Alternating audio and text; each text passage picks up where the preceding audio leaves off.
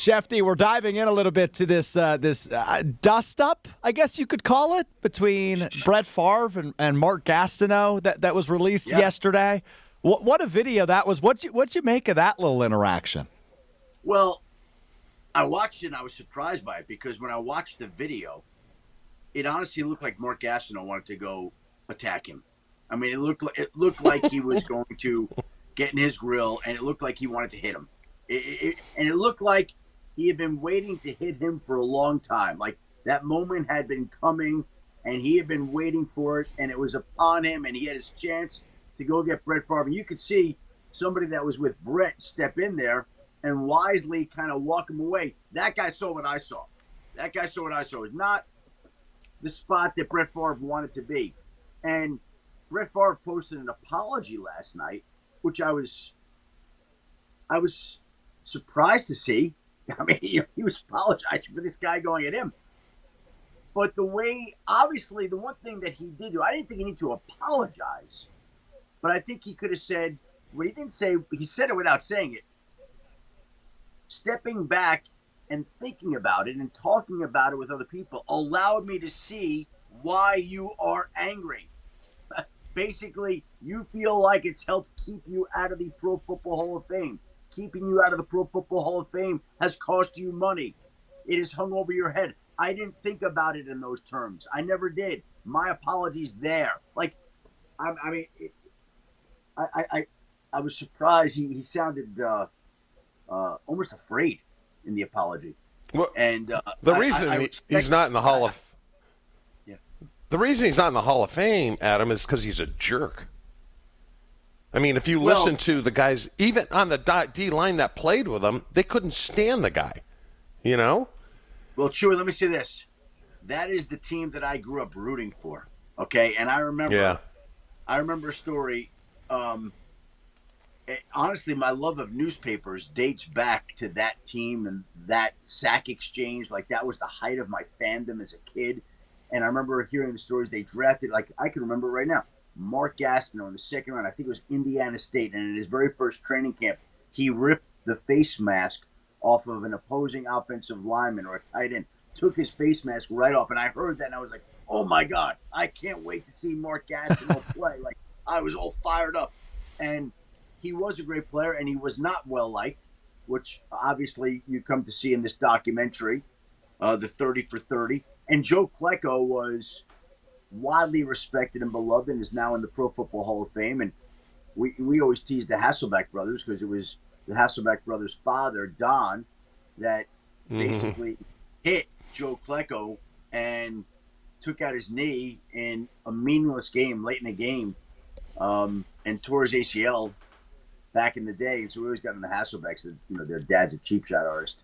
You know, and his dad, Don Hasselbeck, he's a great man anyway. But we always have fun teasing Tim and Matthew about that.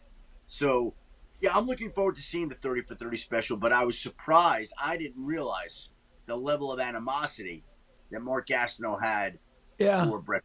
Yeah, plenty of it. But I'm curious for you, right? Like, you were part of one of the more famous, what would be the word? Confrontations, I guess, of the last couple of years, Schefter, when Aaron Rodgers texted you to lose my number, right?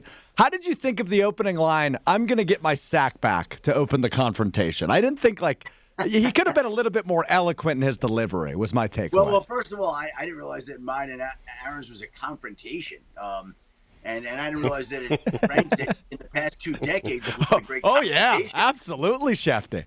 Okay, well, that's news to me, and I'm glad that somebody didn't have to walk me away from Aaron Rodgers and want to kick my ass there. Like, that's a good thing. Gastineau's going to come after Brett Favre there. Yeah, well, I didn't equate those two, but thank you, Alex. You're welcome. Yeah, that's what I'm here for. So Adam, we have, Mark Tauscher has a show on this station. Who was the right tackle at the time? And there were rumblings that Strahan was told that there's a boot coming his way. Tausch has said no way. Brett has said no way. I've run that play 100 times, and in that instance where the game was in hand, because Brett earlier in his career threw a lot of dumb picks, was told, don't do anything stupid. So his reaction against a great sack rusher in Strahan, he just went down. So I think the play was legit. There's no basis for Gastineau. I can't believe he even cares. And I'm with you. I didn't think of the money aspect of it all. But come on. I'm sorry. These two guys have no idea who Mark Gastineau is. Move on. But it's like, I guarantee if you were asking Brett Favre that day, I don't know, they autograph signing show together or whatever it was. I don't know what brought them together that day. That's interesting to me. I look forward to seeing the special. But, like, again, I would have had no idea that Mark Gastineau could harbor that much animosity and that much of a grudge for that long a period of a time. Like, wow. Yeah. That's what was so startling about the whole thing to me. And clearly, it shocked Brett. Oh, yeah, it had sat with him for a long time. Sure. Right? Yeah. That was Adam, moving forward, what was your takeaway from the Packer-Detroit game? You know, that I'll give you something that I think is interesting. It's always hard to beat a team 3 times in one season. It just is. And I think that I'm not going to be surprised if these two teams play again, and it's a close game, and Green Bay is going to have a chance to win it. Now, I'm not telling you that the Packers are going to go beat the Lions in Detroit in the postseason, because they're going to have to play an A game to go do that. But I wouldn't be surprised if they meet again, and I wouldn't be surprised if Green Bay is in that game and Green Bay has a chance to win that game. I'm with you on that. And when it comes to the NFC playoff picture, I'm really down to 4 teams, right? And I think I'm more of a believer in the Vikings now than I was even 2 weeks ago, seeing the way they continue to find ways to win football games. I think it's down to the Lions, Eagles, Vikings, Packers, Schefty. I'm really not going out on a limb by saying that, but is there anybody else in the NFC playoff picture that catches your eye as maybe a sleeper team or an underdog here as we approach the end of the season? Well, I like the Buccaneers because I think Baker Mayfield is feisty and tough, and I think that they'd be a tough out. I don't know that they won in Detroit already this year. Mm-hmm. Now they will have to play without Chris Godwin, and they still haven't won their division, but they have now moved themselves into position to be able to win the division against a Falcons team that they don't have the tiebreaker with. They've already lost 2 games to Atlanta, so Tampa has to finish at least 1 game ahead of the Falcons, who have lost 4 straight games. But I think because Baker's so tough and gritty, I think that they're a tough team. Yeah, an offense that can put up points. Obviously, that's a formula that can win you games in January. Well, the Lions, how many games have the Lions lost this year? 1 or 2? One, yeah. And who was the team they lost to? That was the Tampa Bay Buccaneers. Yeah, Tampa Bay, yeah. Good call. Nothing. Adam, I know last week we talked about Aaron Rodgers and is he going to be back as a Jet, and we don't know what he's going to do. Could Kirk Cousins be done in Atlanta with the drafting of Penix last year? Because he's not playing good football. Yeah, I don't think that's out of the question. I don't think that's out of the question that he could be gone after this year. It's a tradable contract. I think it's fair to say, and it's actually worthwhile pointing out and bringing it up again on other ESPN shows, but I think he's playing for his football future in Atlanta there, right? Because if he keeps playing like this, the chances that he's back there drop. And the contract is tradable. And they could do that. And I think that there would be a team out there that would have some interest in Kirk Cousins. So, I don't think they're thinking that right now, Chewy, and I don't think they're looking to do that. But are we logically discussing, could he be playing for his football future? Could it be a one? Yeah, that's an option. Absolutely, I think right now, especially if they like Michael Penix as much as they do, and they did use the 8th overall pick on him, and supposedly he looks pretty good in practice, and he's picked up the offense. If he's coming along and they feel that good about him, they're going to want to get to him. He is, that's a really interesting story in Atlanta. The way they started so hot and have kind of fallen off. Yeah, we'll see how that all plays out. Hanging out with Adam Schefter this morning on 𝘾𝙀𝙀 and 𝘾𝙀🐪. Schefty, it feels like the biggest story in the NFL and college football really the last week has been the University of North Carolina's interest in Bill Belichick. What's the latest there? The two sides have been continuing to talk. There are ongoing conversations. And I think right now that they're trying to work out a deal. And I think if I had to handicap it, and I'd be handicapping it, I think it's probably right now more likely that Bill will take the job than not take the job. Wow. But I also would say it's not done. And they're still going through things. And last year, at one point in time, there were many people across the league who thought Bill was getting the Falcons' job, and he didn't get the Falcons' job.